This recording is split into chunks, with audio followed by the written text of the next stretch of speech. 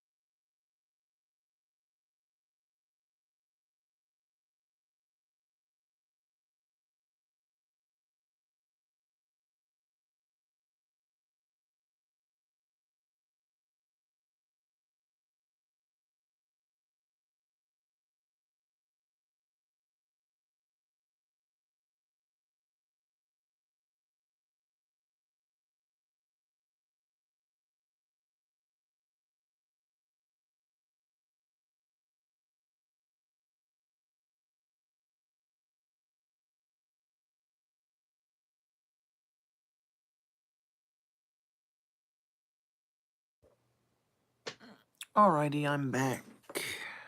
Sorry about that. I'm not sure if I'm going to pronounce that name correctly. Is that Uin Novel? Says hello. Can y'all hear me? I think I unmuted. Yeah, I did. Alright, good. Good.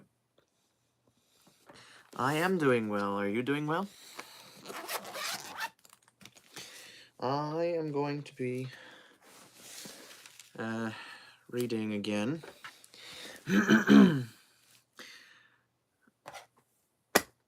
I don't recall. Ah, you can hear me. Excellent. Good. Where am I?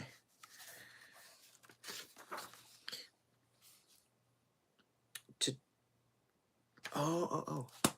I did not. I remember now. Okay.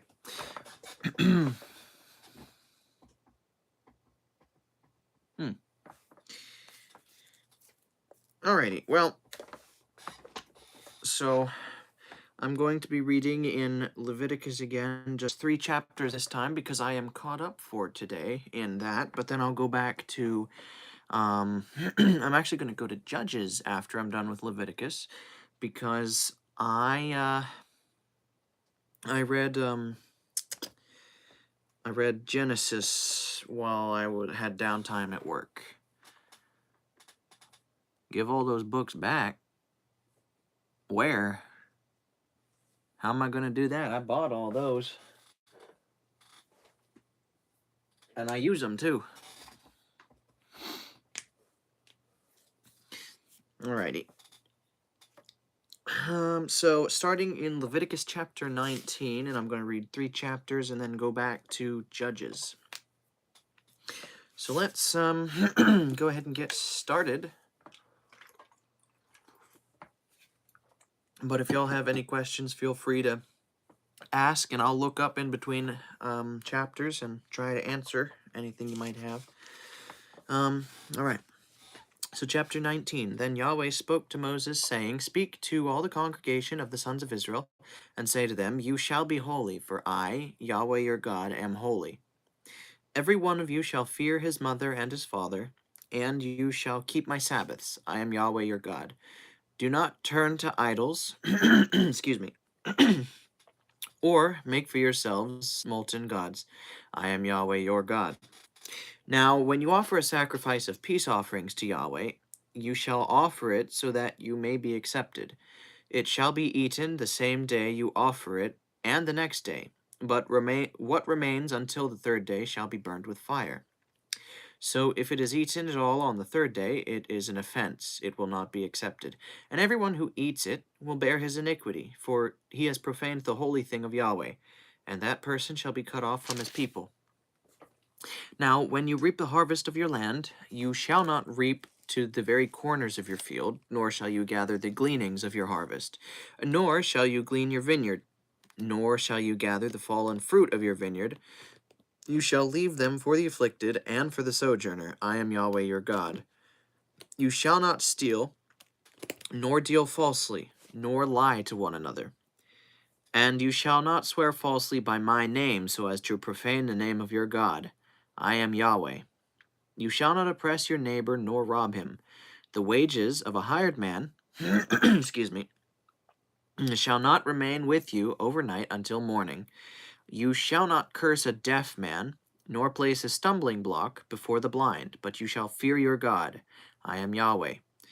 You shall do no injustice in judgment. You shall not be partial to the poor, nor defer to the great, but you shall judge your neighbor in righteousness. You shall not go about as a slanderer among your people, and you shall not stand against the life of your neighbor. I am Yahweh. You shall not hate your brother in your heart. You may surely reprove your neighbor, and so not bear sin because of him. You shall not take vengeance, and you shall not keep your anger against the sons of your people, but you shall love your neighbor as yourself. I am Yahweh. You are to keep my statutes. You shall not breed together two kinds of your cattle. You shall not sow your field with two kinds of seed, nor wear a garment upon you of two kinds of material mixed together. Now, if a man lies sexually with a woman who is a slave assigned to another man, but who has in no way been redeemed nor given her freedom, there shall be punishment. They shall not, however, be put to death because she was not free. And he shall bring his guilt offering to Yahweh to the doorway of the tent of meeting, a ram for a guilt offering. The priest shall also make atonement for him with the ram of the guilt offering before Yahweh, for his sin which he has committed, and the sin which he has committed will be forgiven him. When you enter the land and plant all kinds of trees for food, then you shall designate their fruit as forbidden. 3 years it shall be forbidden to you, it shall not be eaten. But in the 4th year all its fruit shall be holy, an offering of praise to Yahweh. Now, in the 5th year you shall eat of its fruit, that its produce may increase for you. I am Yahweh your God. You shall not eat anything with the blood, nor interpret omens or soothsaying. You shall not round off the side growth of your beards, nor harm the edges of your beard. You shall not make any cuts in your body for the dead, nor make any tattoo marks on yourself. I am Yahweh. Do not profane your daughter by making her a harlot, so that the land will not fall to harlotry, and the land become full of lewdness. You shall keep my Sabbaths and fear my sanctuary. I am Yahweh. Do not turn to mediums or spiritists. Do not seek them out to be defiled by them. I am Yahweh your God. You shall rise up before the gray-haired and honor the aged, and you shall fear your God. I am Yahweh. And when a sojourner sojourns with you in your land, you shall not mistreat him. The sojourner who sojourns with you shall be to you as the native among you, and you shall love him as yourself, for you were sojourners in the land of Egypt. I am Yahweh your God. You shall do no wrong in judgment, in measurement of weight, or in volume. You shall have just balances, just weights, a just ephah, and a just hin. I am Yahweh your God, who brought you out from the land of Egypt. You shall thus keep all my statutes and all my judgments, and do them. I am Yahweh.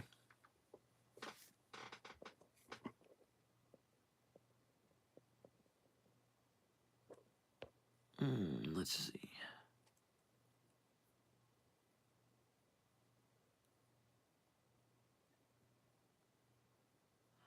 I'm not sure what that is. Let me look it up real quick in my handy dictionary. Something tells me that shall not be in here, but I shall check it out nonetheless.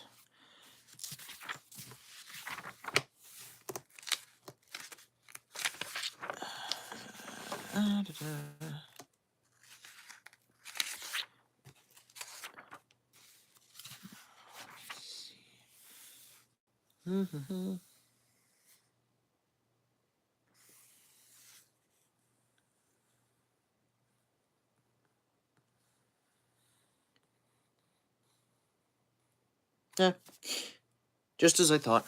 Not in the dictionary, so I'm afraid I don't know how to answer that question.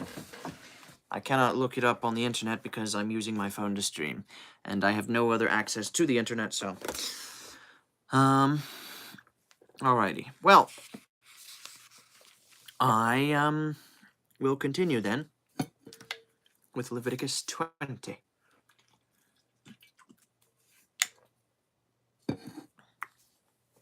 Alrighty. Chapter 20. Then Yahweh spoke to Moses, saying, You shall also say to the sons of Israel, Any man from the sons of Israel, or from the sojourners sojourning in Israel, who gives any of his seed to Molech, shall surely be put to death. The people of the land shall stone him with stones. I will also set my face against that man, and will cut him off from among his people, because he has given some of those who are his seed to Molech, so as to defile my sanctuary and to profane my holy name. If the people of the land, however, should ever turn a blind eye to the man when he gives any of those who are his seed to Molech, so to put him to death, then I myself will set my face against that man and against his family, and I will cut off from among their people both him and all those who play the harlot after him, in playing the harlot after Molech. As for the person who turns to mediums and to spiritists to play the harlot after them, I will also set my face against that person, and will cut him off from among his people. Therefore you shall set yourselves apart as holy, and be holy, for I am Yahweh your God. And you shall keep my statutes and do them. I am Yahweh who makes you holy. If there is anyone who curses his father or his mother, he shall surely be put to death. He has cursed his father or his mother. His blood guiltiness is upon him. If there is a man who commits adultery with another man's wife, one who commits adultery with his friend's wife, the adulterer and the adulteress shall surely be put to death. If there is a man who lies with his father's wife, he has uncovered his father's nakedness. Both of them shall surely be put to death. Their blood guiltiness is upon them. If there is a man who lies with his daughter-in-law, both of them shall surely be put to death. They have committed perversion. Their blood guiltiness is upon them. If there is a man who lies with a male as those who lie with a woman, both of them have committed an abomination. They shall surely be put to death. Their blood guiltiness is upon them. If there is a man who marries a woman and her mother, it is lewdness. Both he and they shall be burned with fire, so that there will be no lewdness in your midst. If there is a man who lies with an animal, he shall surely be put to death. You shall also kill the animal. If there is a woman who approaches any animal to mate with it, you shall kill the woman and the animal. They shall surely be put to death. Their blood guiltiness is upon them. If there is a man who takes his sister, his father's daughter, or his mother's daughter, so that he sees her nakedness and she sees his nakedness, it is a disgrace, and they shall be cut off in the sight of the sons of their people. He has uncovered his sister's nakedness, he bears his guilt. If there is a man who lies with a menstruous woman and uncovers her nakedness, he has laid bare her flow, and she has uncovered her nakedness. I skipped a line. No, I read that line twice. She has uncovered the flow of her blood. Thus both of them shall be cut off from among their people. You shall also not uncover the nakedness of your mother's sister or of your father's sister, for such a one has made naked his blood relative. They will bear their guilt. If there is a man who lies with his aunt, he has uncovered his uncle's nakedness. They will bear their sin. They will die childless. If there is a man who takes his brother's wife, it is an impure act. He has uncovered his brother's nakedness. They will be childless. You shall therefore keep all my statutes and all my judgments, and do them, so that the land to which I am bringing you to inhabit will not vomit you out.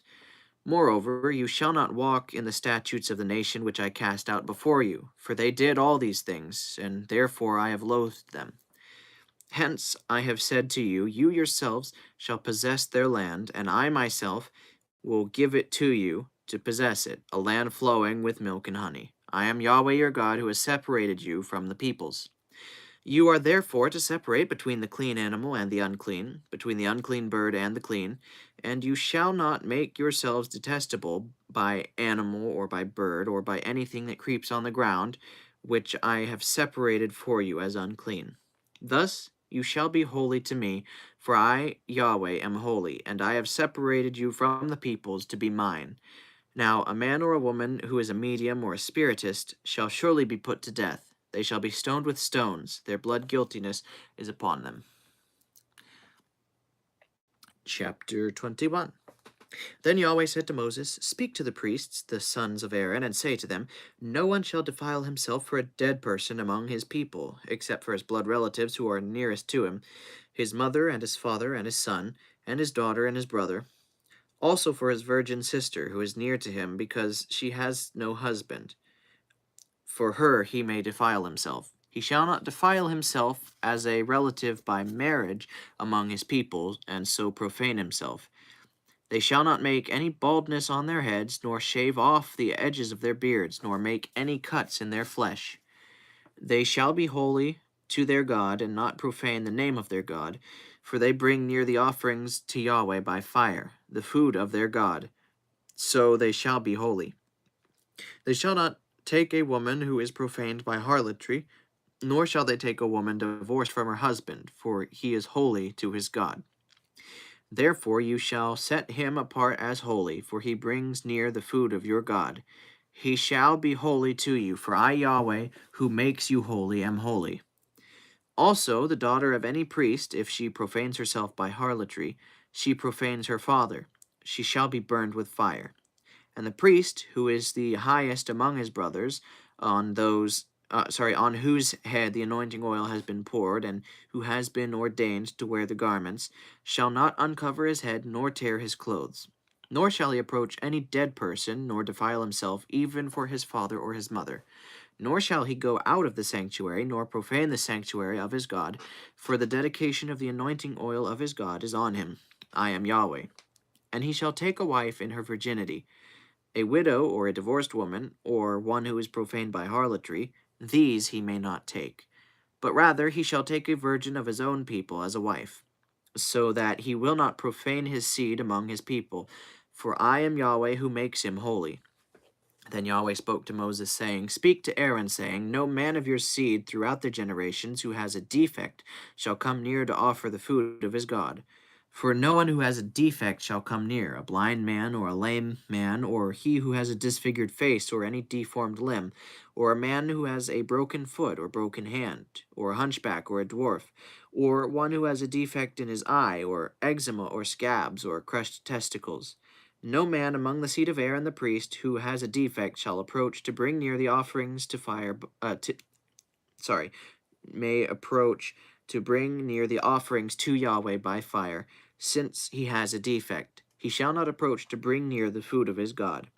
He may eat the food of his God, both of the most holy and of the holy, only he shall not go into the veil or approach the altar because he has a defect, so that he will not profane my sanctuaries. For I am Yahweh who makes them holy. So Moses spoke to Aaron and to his sons, and to all the sons of Israel. Alrighty. So that is all that I'm going to read in Leviticus, and I'm going to turn over to Judges. And I have to read the first 13 chapters.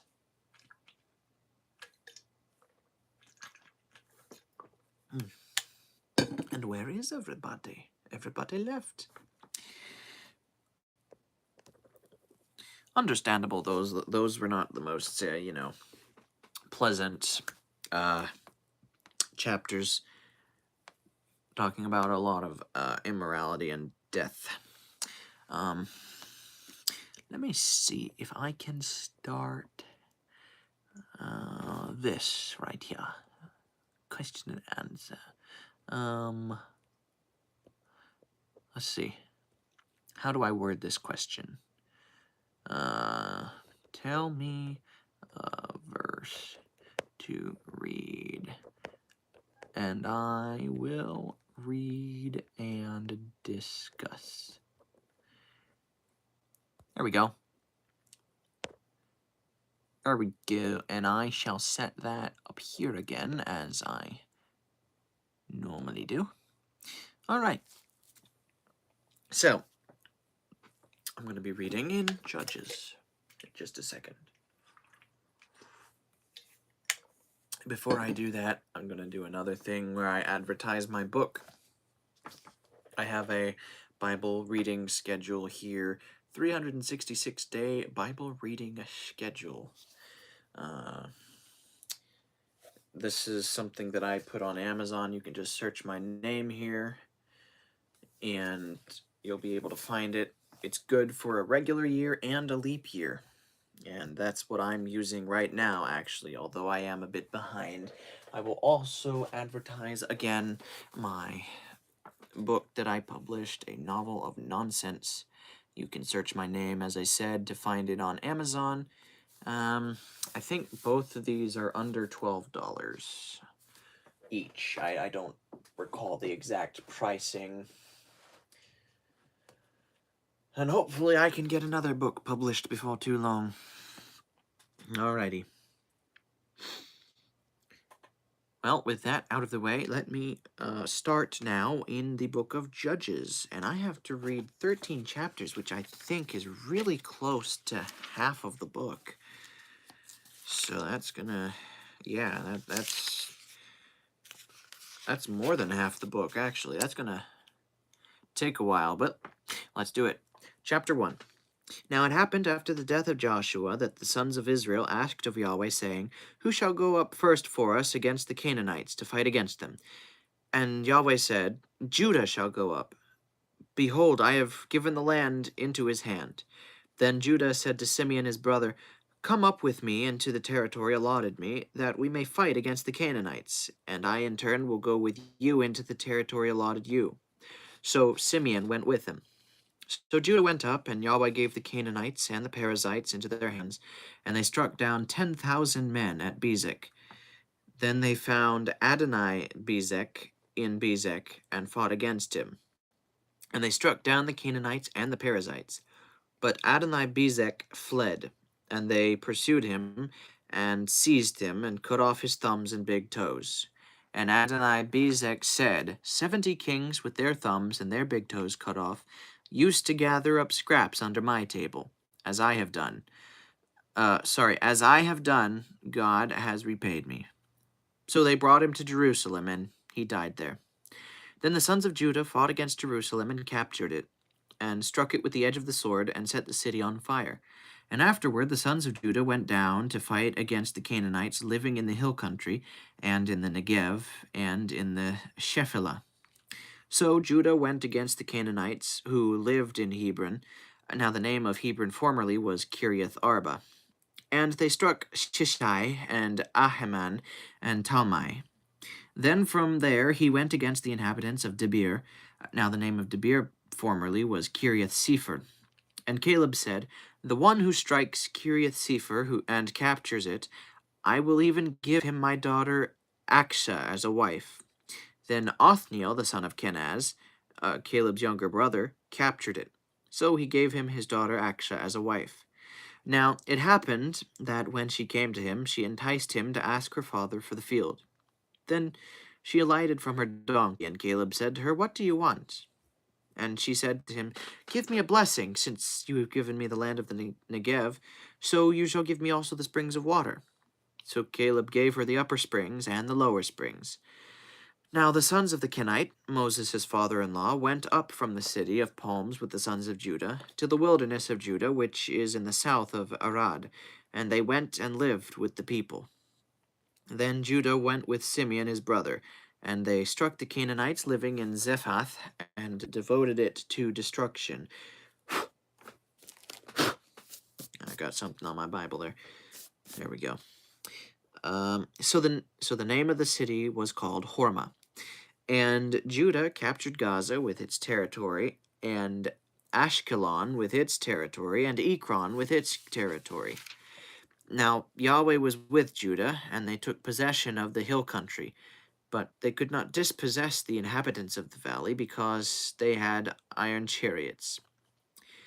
Then they gave Hebron to Caleb, as Moses had promised, and he dispossessed from there the 3 sons of Anak. But the sons of Benjamin did not dispossess the Jebusites who lived in Jerusalem. So the Jebusites have lived with the sons of Benjamin in Jerusalem to this day. Likewise, the house of Joseph went up against Bethel, and Yahweh was with them. And the house of Joseph spied out Bethel. Now the name of the city was formerly Luz. Then the spies saw a man coming out of the city, and they said to him, "Please show us the entrance to the city, and we will treat you with loving kindness." So he showed them the entrance to the city, and they struck the city with the edge of the sword. But they let the man and his family go free. So the man went into the land of the Hittites and built a city and named it Luz, which is its name to this day.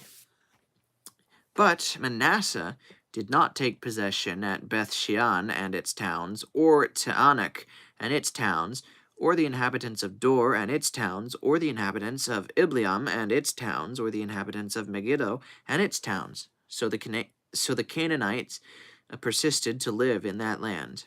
And it happened, when Israel became strong, that they put the Canaanites to forced labor, but they did not dispossess them completely.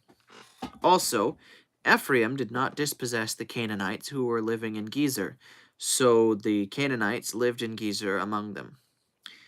Zebulun did not dispossess the inhabitants of Kitron or the inhabitants of Nahalal, so the Canaanites lived among them and became subject to forced labor. Asher did not dispossess the inhabitants of Akko or the inhabitants of Sidon, or of Alab, or of Akzib, or of Helbah, or of Aphik, or of Rehob. So the Asherites lived among the Canaanites, the inhabitants of the land, for they did not dispossess them. Naphtali did not dispossess the inhabitants of Beth Shemesh or the inhabitants of Beth Anath, but lived among the Canaanites, the inhabitants of the land, and the inhabitants of Beth Shemesh and Beth Anath became forced labor for them. And the Amorites pressed the sons of Dan into the hill country, for they did not allow them to come down to the valley. And the Amorites persisted in living in Mount Heres, in Aijalon, and in Shaalbim, but the hand of the house of Joseph became heavy, and they became forced labor. Now the border of the Amorites ran from the ascent of Akrabim, from Selah and upward.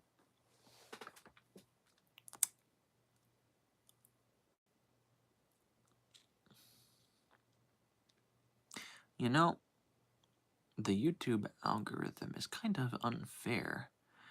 I think it heard all those violent-sounding things in Leviticus and decided not to push me out to other people, because I have not had a single person watching since then.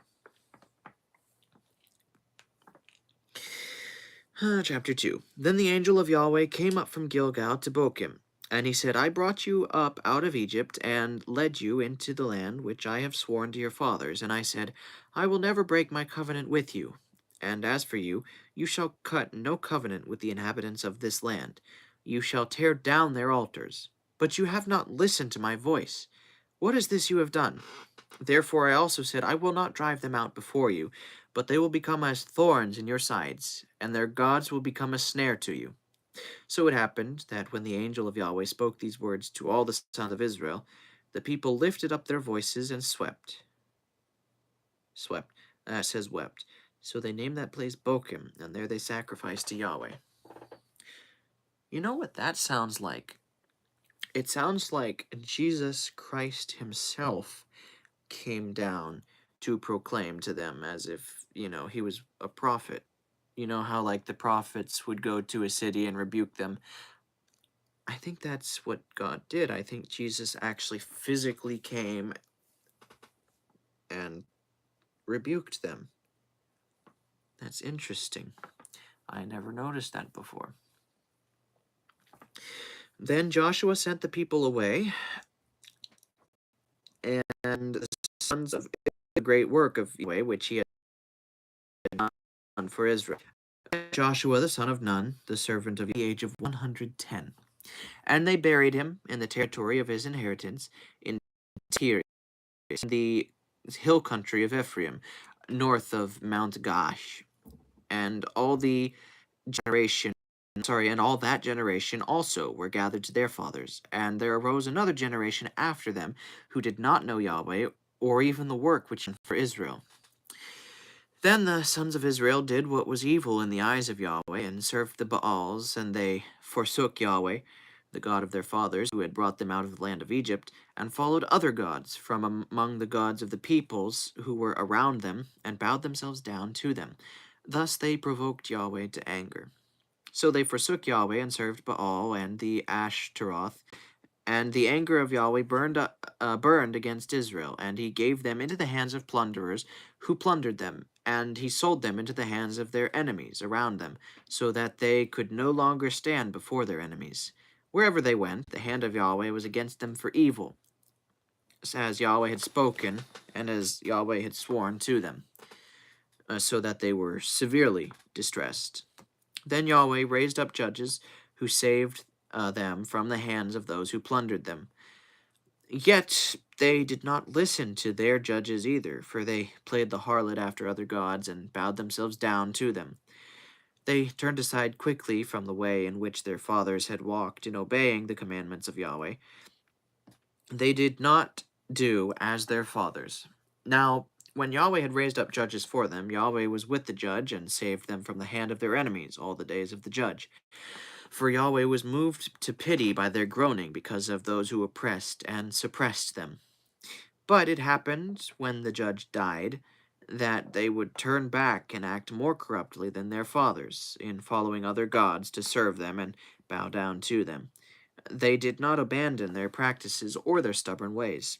So the anger of Yahweh burned against Israel, and he said, because this nation has trespassed against my covenant, which I commanded their fathers, and has not listened to my voice, I also will no longer dispossess before them any of the nations which Joshua left when he died, in order to test Israel by them, whether they will keep the way of Yahweh to walk in it as their fathers did, or not.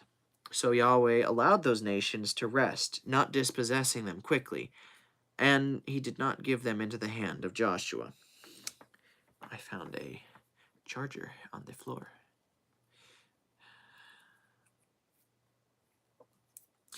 I don't know what this goes to. Oh, wait a second.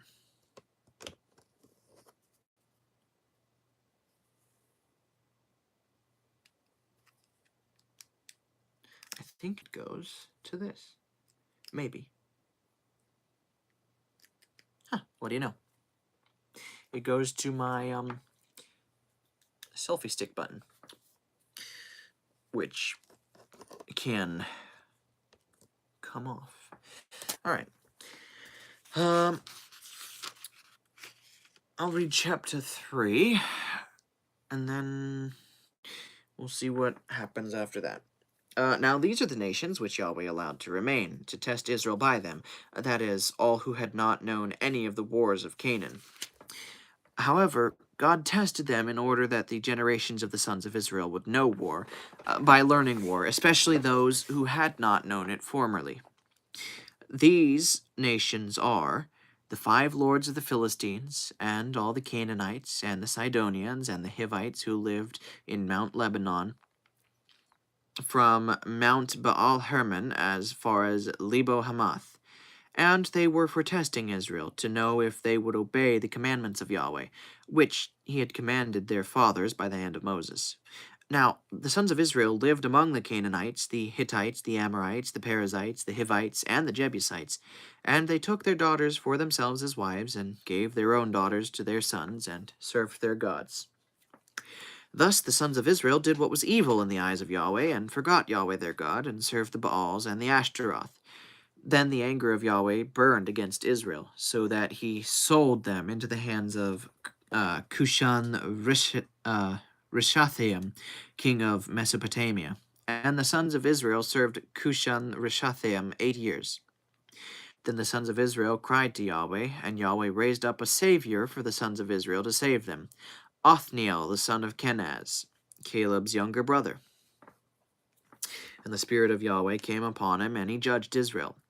And he went out to war, and Yahweh gave Cushan-Rishathaim, king of Mesopotamia, into his hand. So his hand was strong against Cushan-Rishathaim. Then the land was quiet for 40 years, and Othniel the son of Kenaz died. Then the sons of Israel again did what was evil in the eyes of Yahweh. So Yahweh strengthened Eglon the king of Moab against Israel, because they had done what was evil in the eyes of Yahweh. And he gathered to himself the sons of Ammon and Amalek, and he went and struck Israel. And they possessed the city of the palm trees. So the sons of Israel served Eglon the king of Moab 18 years. Then the sons of Israel cried to Yahweh, and Yahweh raised up a Savior for them, Ehud the son of Gera, the Benjamite, a left-handed man. And the sons of Israel sent tribute by his hand to Eglon the king of Moab. And Ehud made himself a sword which had 2 edges, a cubit in length, and he bound it on his right thigh under his cloak. Then he brought the tribute near to Eglon king of Moab. Now Eglon was a very fat man. And it happened, when he had finished bringing the tribute near, that he sent away the people who had carried the tribute. But he himself turned back from the graven images which were at Gilgal, and said, I have a secret message for you, O king. And he said, Keep silence. And all who stood by him left him. But Ehud came to him while he was sitting alone in his cool-roofed chamber. And Ehud said, I have a message from God for you. And he arose from his seat. Then Ehud sent forth his left hand, took the sword from his right thigh, and thrust it into his belly. The handle also went in after the blade, and the fat closed over the blade, for he did not draw the sword out of his belly, and the refuse came out. Then Ehud went out into the vestibule, and shut the doors of the roof chamber behind him, and locked them. Now he went out, and his servants came in and looked, and behold, the doors of the roof chamber were locked. And they said, He is surely relieving himself in the cool room. Then they waited until they were ashamed, but behold, he did not open the doors of the roof chamber. Therefore they took the key and opened them. And behold, their master had fallen to the floor, dead. Now Ehud escaped while they were delaying, and he passed by the graven images and escaped to Sirah. And it happened, when he had arrived, that he blew the trumpet in the hill country of Ephraim. And the sons of Israel went down with him from the hill country, and he was in front of them. Then he said to them, Pursue them, for Yahweh has given your enemies, the Moabites, into your hands. So they went down after him and captured the fords of the Jordan opposite Moab, and did not allow anyone to cross. And they struck down at that time about 10,000 Moabites, all robust and valiant men, and no one escaped. So Moab was subdued that day under the hand of Israel, and the land was quiet for 80 years. Now after him was Shamgar the son of Anath, and he struck down 600 Philistines with an ox goad, and he also saved Israel. Alrighty, let me take this thing and delete that. There we go. I think I'm going to stop there for tonight, because my voice is getting a bit tired, and I just got off a 12-hour shift, so I don't think I can go for like an hour and a half like normal. So I'm just gonna shut this thing off. Where's the... There it is. Y'all have a good night. God bless.